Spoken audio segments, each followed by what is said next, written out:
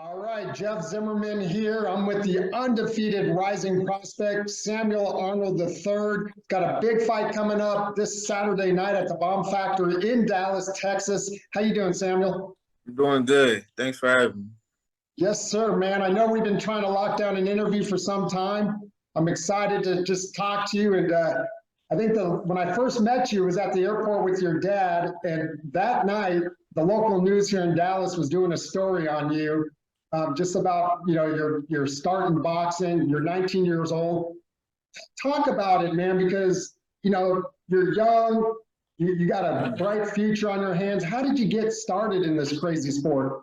Well, originally, I used to live in St. Louis, Missouri. I come from a boxing family, and I said originally I'm from St. Louis, Missouri, because that's a city with a deep boxing background. So it was a cultural thing for my family and just being where I was from to box when you got a certain age. So when I got old enough, about 5 years old, I started to go to the gym. When I got about 10 years old, I really became a boxer, started to compete as an amateur, started to spar and everything. So did your dad box and like uncles or who in the family were boxers? Yeah, my dad, my uncles, I had older cousins. So it was like my dad would take me and a few of my friends and my cousins to the gym as kids. And he used to teach us how to box at home as well. So we would all just go to the gym. It was just a thing, even if he wasn't a real boxer or not. But by the time I'd say in the fifth grade, I really became like a real competitive boxer. You fell in love with it. Yes, definitely. And I started to compete, won my first fight and everything like that. So I just knew once I got really into it, it was different from all other sports. And I just knew that was the thing that I wanted to do from there on. Now you mentioned growing up in St. Louis, but then your dad moved the family to Dallas. What was the reason behind that? Well, Dallas is a bigger city with much more opportunity, and St. Louis is a very dangerous city as far as crime, murder, and just like raising a family every day. Not saying you can't, because it's a lot of people that do, and it's a lot of great working class people in St. Louis. But the chance of some bad or negative happening in St. Louis is much higher than it happened in somewhere where it's more spaced out like Dallas. And it was just a new start for us to get a lot more accomplished in life. Right, right. And you didn't have any family here, right? No, you didn't have any ties to Dallas. Is that Very correct? very little, but we just had each other and we made family here since the years we've been here. Right. And you like Dallas? Yeah, I love Dallas. I've been here for years. I actually came here a few times before I actually moved here when I was a kid. And I moved to Dallas when I was younger. Right. When I was, but it still took some getting used to. But as I became a boxer in the amateurs and traveled different places as a kid, I used to always say, whenever I get old enough, I want to move back to St. Louis and stuff like that. But I didn't understand why.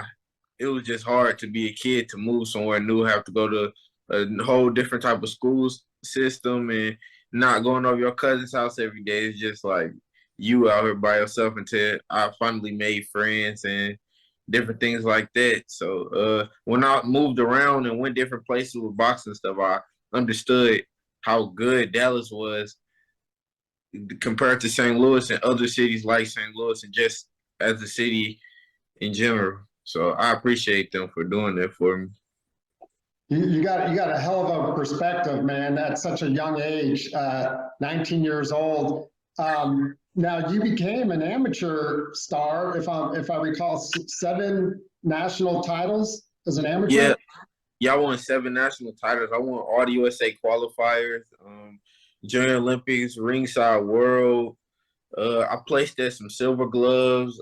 I did a lot of great things in the amateurs. I fought guys from Ireland and Mexico. I beat a lot of different guys in the amateurs. Now I know the Olympics aren't what they used to be for at least a lot of young fighters, but was the Olympics ever on your radar, or what? How, did you miss out on that? It's just like how my birthday is and how young I am, and it's every 4 years. Uh, Yeah. 2020, I was only like 16 years old, so I wasn't even close to being old enough. I was like 16 by I turned 17, so I wasn't close to being old enough to fight in the Olympics. But if I would have waited, I would have had to wait till it's only 2022 now. I'm 19. I would have had to wait till I was 21 years old. And being 16, about to be 17, 21 years old seemed like a very long time. But Yeah. I made that decision to turn professional. Yeah, and you're 6-0, as I mentioned. And now, if I recall, you were with a promoter at one point, or have you always been a free agent? What's your status? Originally, coming out the amateurs, I had a lot of promoters offering me different things, and I had got with Cameron Duncan. He moves Brandon Lee and Jerron Ennis and a lot of other great guys. Things with him didn't work out after my second fight, so we just got away from that situation. But I've been working with Premier Box champions, but I am a free agent though. Yeah. Okay. All right. Which is not a bad place to be at a young age. Not at all, not at all. We still building, but you will see me on some more Premier Boxing Champion cards after this fight, though. But I don't have paperwork with any promotional company right now. Right, right. Now let's talk about, and I want to talk more about your career, but you got this fight on Saturday against Angulo. Do you know anything about him? I know he's got an upside down record. But what do you know about him? I don't really know much about him. And this guy, he's a replacement opponent. The first original opponent I was gonna get was a 10-5 guy, and then we even got a 11-1 guy. A lot of guys, about 10 guys, turned down the fight. We had some good records with way more wins than me with very little losses. Like I said, 11-1 guy. In my seventh fight, in my first 6-round fight, a lot of guys not going to take a chance in fighting guys like that.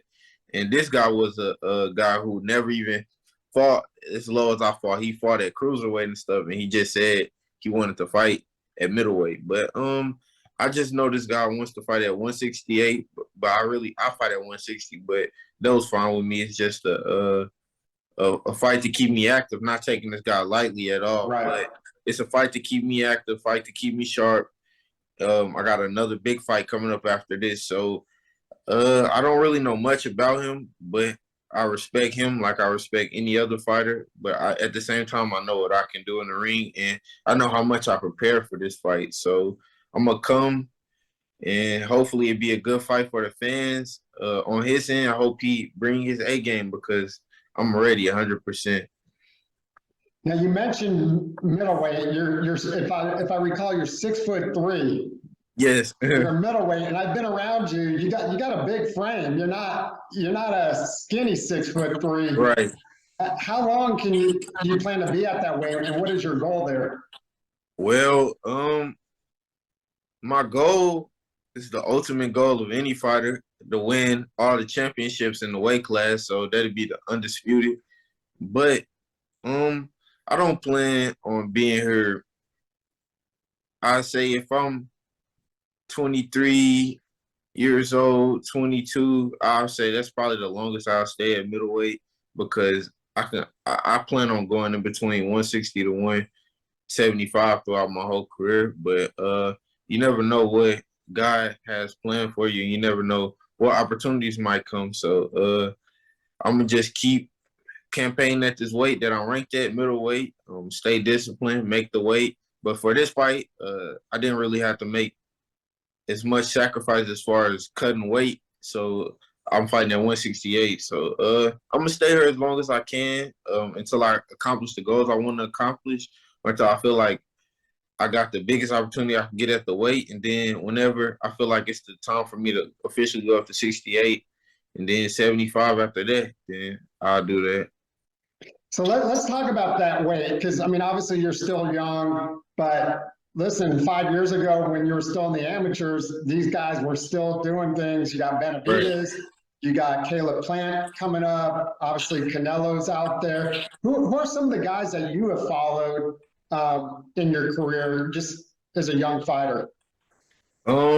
Well, I'm a boxing fan outside of being a boxer myself. So actually, I've been watching all those guys, of course, since they've been coming up and everything. Because I'm like a deep boxing fan. Like I know the journeyman and everything. So all of those guys you named, plus just the most popular regular boxers that your average casual boxing fan might know. Nobody in particular, but just all the big name boxers, all the champions, all the top contenders. I've been following all those guys, especially the ones around my way who I eventually might fight later down the line, even though it's still early for me and they're much older. And, boxing careers for most boxers not going to be, if you're 30 years old and the guy 19, y'all probably will never ever get to fight. Or if you're 27 and the guy 19, y'all probably will never fight. But just like being a boxing fan on top of being competitive, just in my head, I'm like, oh yeah, one day we're gonna have to fight and different things like that. So I watch all those guys around 160, 68, 75.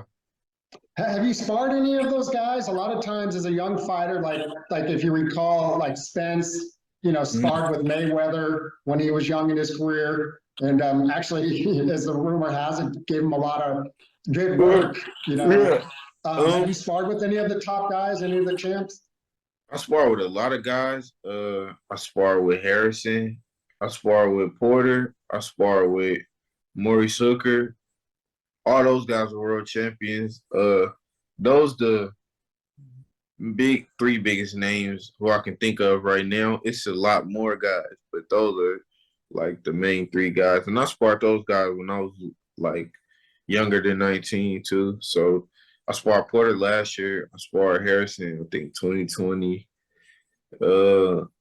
Hooker, I sparred him in 2020 as well. So I sparred a lot of high level pros. It only made me better though. None of those guys ever tried to go easy on me or anything. I'm talking about 17, 18 years old, sparring world champions, and I could always hold my own. That's what gave me a lot of confidence that I got today. I was going to say they don't bring you in unless they think you can give them work as well. Right. So, no, that's great. So we mentioned Spence, and you're a fan of the sport, just like a lot of us. Right. And the biggest fight in boxing that's been eluding us for a few years now, Spence Crawford. I've been covering the Dallas fight scene for some time, so I've covered Spence, pretty good, and obviously Derrick James. You mentioned Maurice Hooker, all the local guys, and excited to now cover your career. Spence Crawford, if that fight ever does happen, hopefully next year sometime, who do you like in that fight and why? Well, I feel like when it comes to one punch knockout power, I feel like Terrence Crawford has more of that.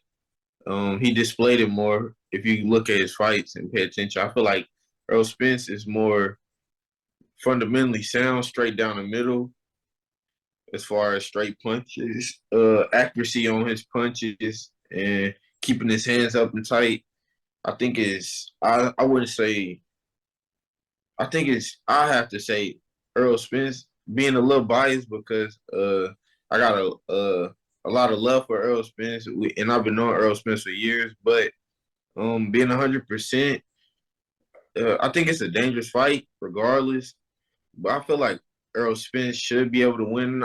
And at first, I thought, Terrence Crawford would probably, be hard for Earl Spence. But now I kind of feel like it's some type of doubt in Terrence Crawford a little bit. So I have to say Earl Spence, but I think it's 50-50. It's two high-level athletes. And Terrence Crawford, when I was a younger fighter in the amateurs, Terrence Crawford brought his whole family from Omaha and all these Omaha people to sit and watch me fight at the Ringside World Championships. And I got a lot of love for Terrence Crawford. They also fought one of his cousins in the amateurs. And I know some of his family members and stuff. So I say it's 50-50, but I have to lean towards Earl Smith though. And if I'm hearing you, you think because he's the fundamentals would maybe win over at the end of the day?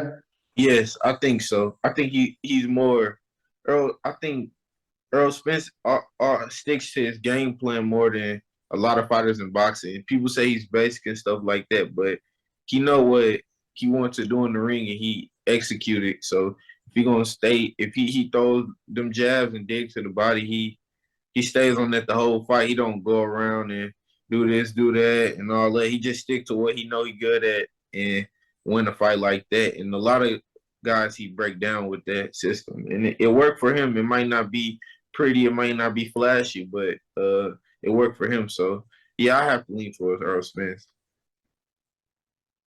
I mean, you can tell that you study the sport and you definitely know the game. Let me ask you this, Sam. What is your style in the ring? What are you, a boxer, puncher, or what do you do out there? Yes, I could say I'm a boxer puncher. Because my deep amateur background and just going around learning from different people, traveling with boxing, I picked up a lot of skills.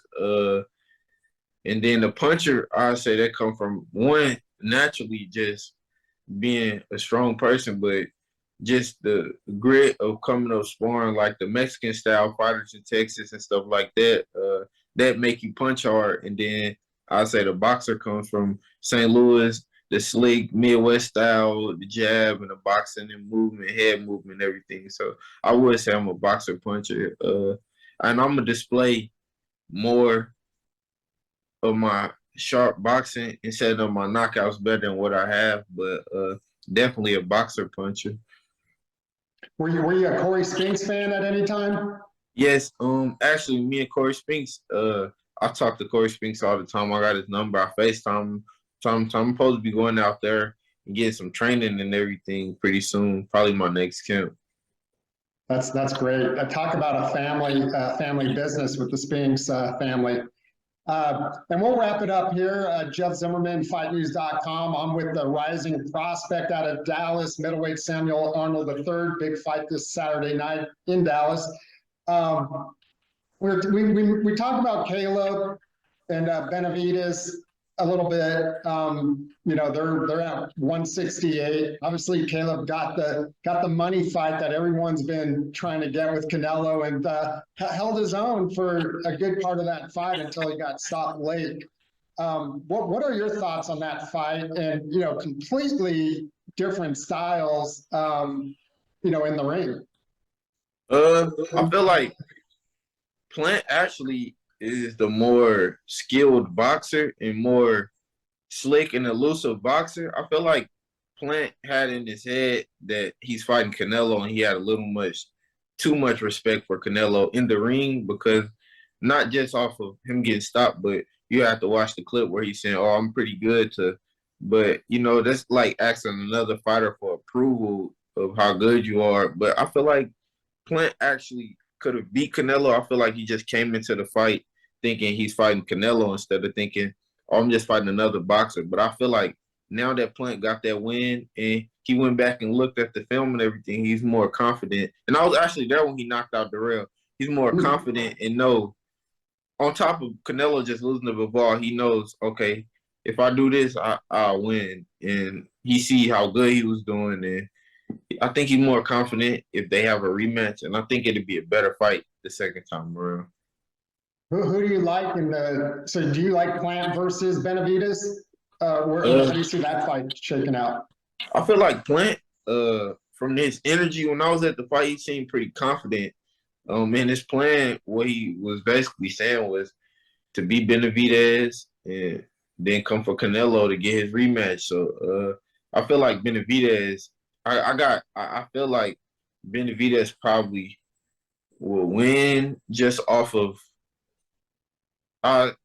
watching them fight and just off their past like few performances. But I feel like Plant is the more skilled boxer, and Benavidez has that pressure, throw a million punches style. He's big. And he's kind of like an unorthodox boxer. So it's a good fight. I really don't know what to expect with that fight, but if I just have to be safe and bet my money, I would probably put it on Benavidez though. But I think people kind of sleep on Plant though. So we'll see. It's a fight that's been kind of brewing for some time.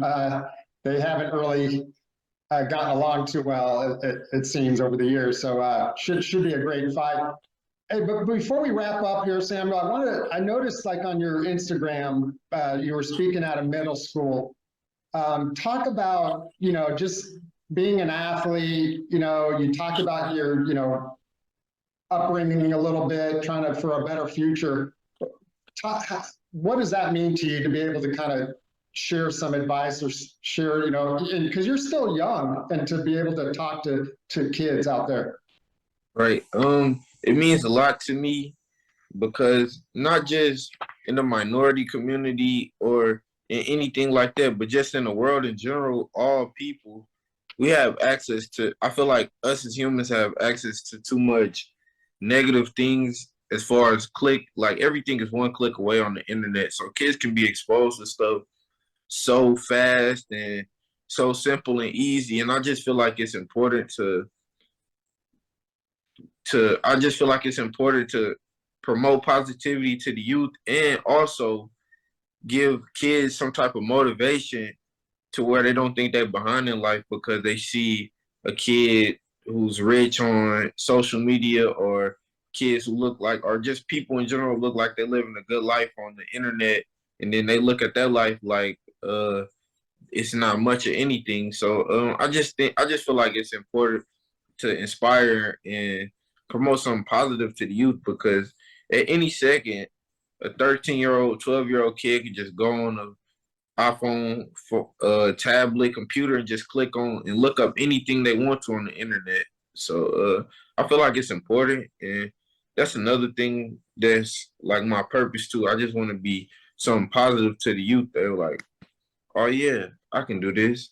Even if it's not boxing, they like, oh, I can be this, I can be that. There's no limit on anything you can do because just like any other person, I never knew anything about boxing. I didn't know how to box. I got good from giving it my all and constantly putting in the work. So I just want people to have that mindset with everything, and I just want more people to lean away from the violence, the hate, and everything else, and just do something good to help people and stuff like that.